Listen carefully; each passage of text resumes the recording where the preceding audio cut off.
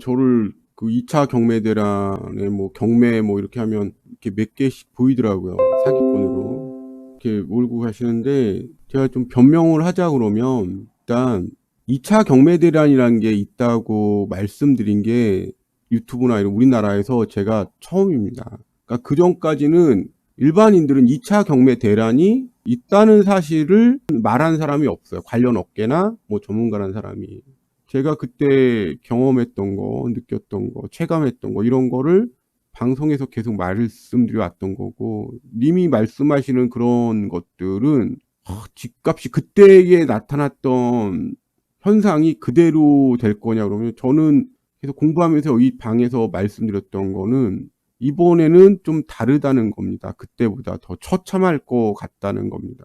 그리고 무슨 경매꾼들이 다 쓸어 담는다는 식으로 말씀을 하시는데 여기서 계속 DSR이나 이런 얘기를 바젤3 제도를 말씀드린 이유는 대출이 안 나오신다는 거예요. 경매꾼들한테.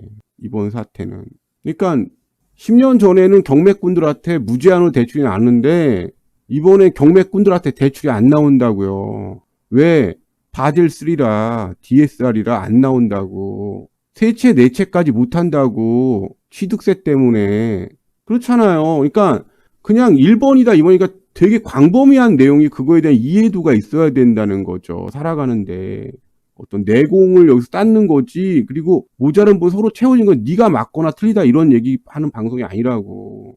그리고 본인이 돈을 벌면 다른 사람이 마이너스가 나는 거예요. 사실은. 전 잘 됐으면 하지만. 그게 뭐 본인이 영웅이고 이런 게 아니라는 거예요.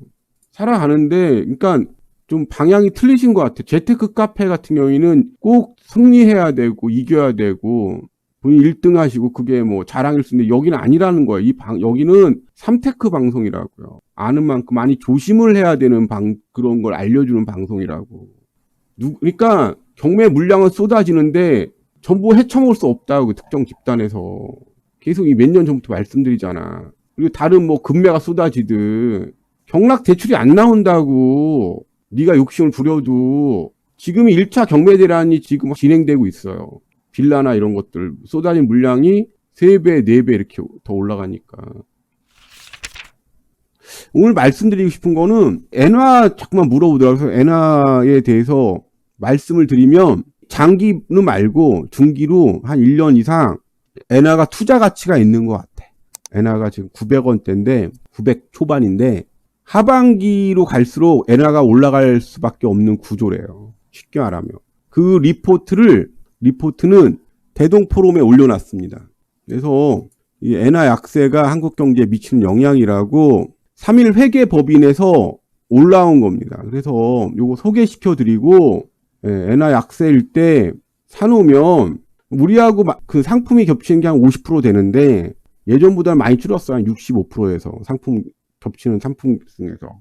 그래서 엔화가 안정되는 거는 이제 금리가 거의 끝나가기 때문에 쉽게 말해서 금리가 인상이 끝나고 이거하고 이제는 원자재 말씀을 드릴게요. 원자재 이거를 알고 그래서 일본이 증시가 상승하고 뭐가 어떻고 그러는데 기본적으로 우리가 얘네보다 성장률이 낮습니다. 그래서 인플레이션 탈출하면 어차피 엔화 약세로 수출이 잘 되니까 경쟁력 갖고 그래서 우리 수출이 더 줄어드는 거죠. 일본이 더 먹는 거고. 엔화 약세 주요 원인은 금리 인상 사이클과 차별된 BOJ의 무제한 양적 완화잼이 그러니까 돈을 미국에서 엄청나게 풀었다는 거죠.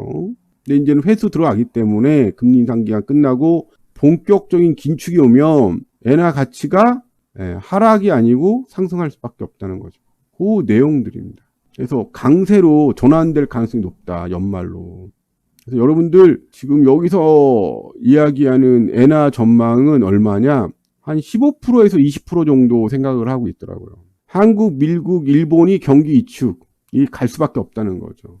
그래서 지금 계속 저도 뭐 CGV도 추천도 하고 엔화도 요즘에 많이 추천을 점점 많이 해주는 것 같아요. 채권도 추천을 하고 여러 가지 추천을 하는데 앞으로 이거에 대해서 이제는 더 상세하게 왜 하는지는 여기 나오고요. 어느 정도까지도 다 기업들 그런 이야기도 다 자세히 나오니까 보시면 오늘 그 원자재 얘기까지 해드릴게요. 원자재. 그럼 원자재 가격이 왜 오르는 것 같아요? 원유하고 원자재 가격들 같은 거가 왜 오르는 것 같아요? 근본적으로 그 이야기가 지금 유튜브나 우리나라에 없습니다. 원자재 가격이 왜 올라요? 세계적으로 원자재 가격이 올라간 경우는 100년 동안 3번밖에 없습니다. 언제냐? 원자재가 가격이 상승한 거는 언제야? 네, 원자재 원유. 원유라고 그러겠어요. 이걸 좀 앞으로도 알 수가 있는 거예요. 왜 가격이 올라갔나? 1950년에서 1954년. 그리고 1973년. 이게 되게 중요해요. 1975년. 그리고 2005년에서 2015년. 그리고 2022년부터 지금 원자재 가격이 계속 올라가고 있죠. 자, 이게 최초로 올라간 건데 이게 뭐냐? 한국전쟁 때문이죠. 이거는 중동 뭘 것 같아요? 1974년, 75년도 중동 뭘 것 같아요? 전쟁? 아닙니다. 그 뭐죠? 중동 곡물 파동 때문에 했습니다. 이게 오일 쇼크로 연결된 거예요. 한국 전쟁도 오일 쇼크로 연결이 되는 겁니다. 그리고 2005년에서 이건 중국과 동남아 특수라고 할 수 있죠. 여기서 알 수 있는 게 있습니다. 알 수 있는 게 있어요. 뭐냐? 한국 전쟁 오일 쇼크, 중동 곡물 파동 오일 쇼크, 중국 동남아 성장 특수, 석유 가격 상승, 원자재 가격 상승. 이 말씀을 왜 드리냐 같으면 이 전쟁이나 곡물 파동이나 이런 걸 보시면은 유사한 특징이 있는데 그 특징 중에 하나가 뭘까요? 한국 전쟁이 일어났어요. 전 세계에서 왜 원자재나 원유를 사모으냐고 혈안이 됐을까요? 이유는 뭐냐? 지금의 원자재 가격 폭등의 기본적인 넥사선스는 사실은 과잉된 겁니다. 그게 뭐냐? 왜 이걸 뭐라냐?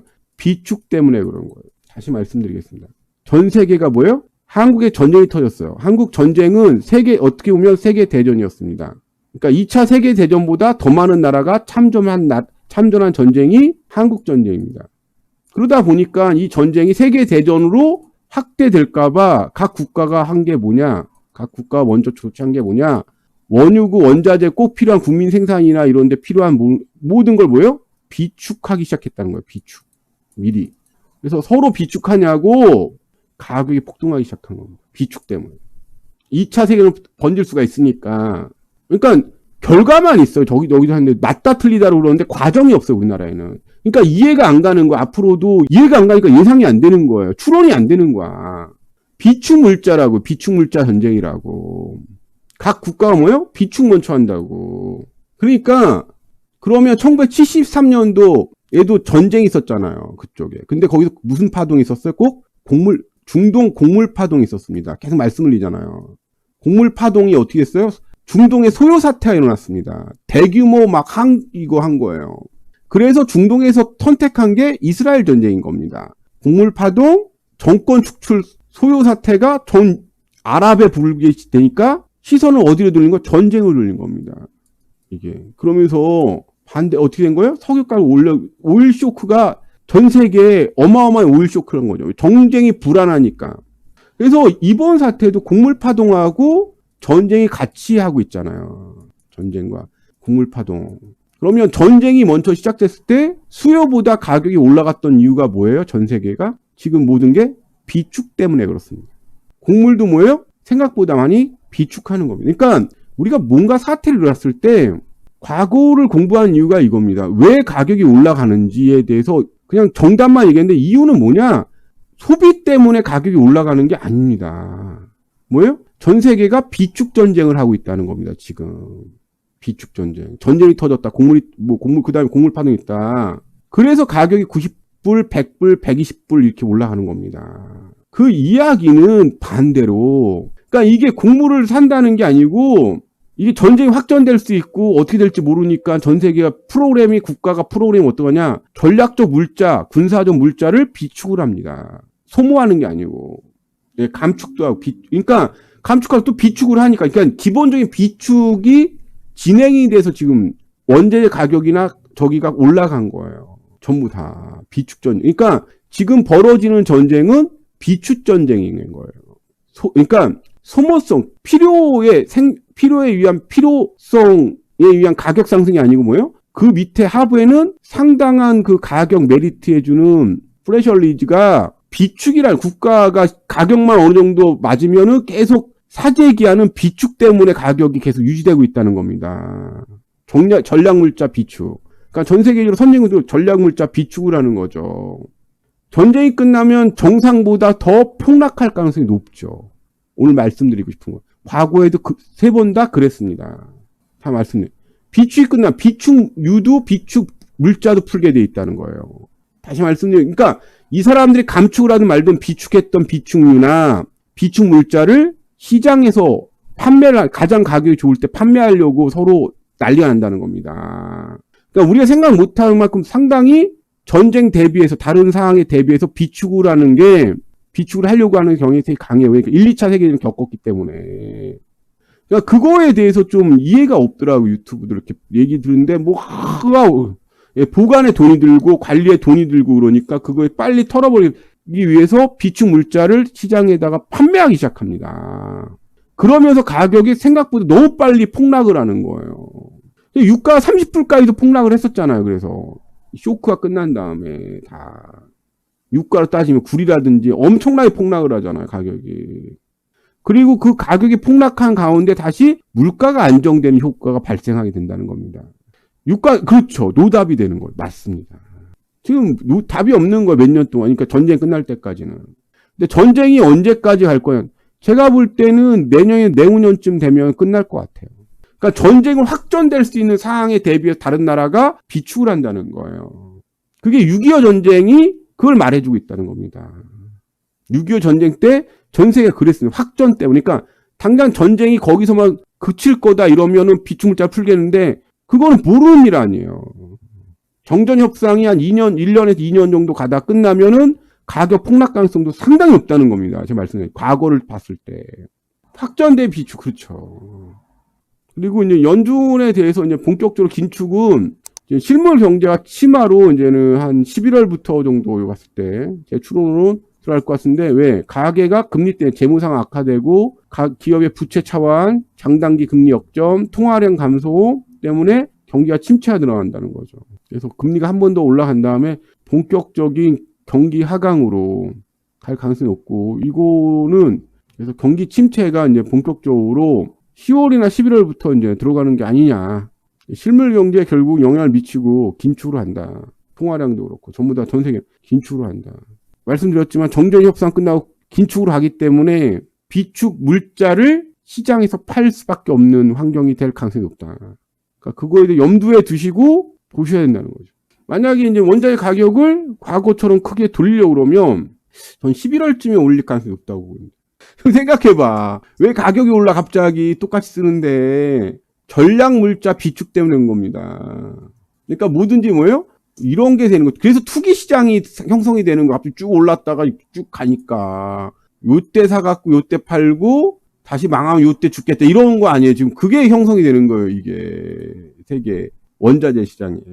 그래서 우리는 6.25 전쟁 사태를 보면 압리를 알 수 있다. 그래서 이걸 조심해야 된다. 비축 자산을 시장에 풀려고 그러면은 잘못하고 계속 올라가야 막 이지랄 하는데 일부러 그 가격, 시장 가격 유지한 다음에 투기 자본들 유지한 다음에 팔고 국가가, 그러니까 나라가 사기꾼인 경우가 많다. 우리 지금 중도금 대출하고 전세 자금 대출 DSR 제외됐는데 말이 안 되는 것 같아요.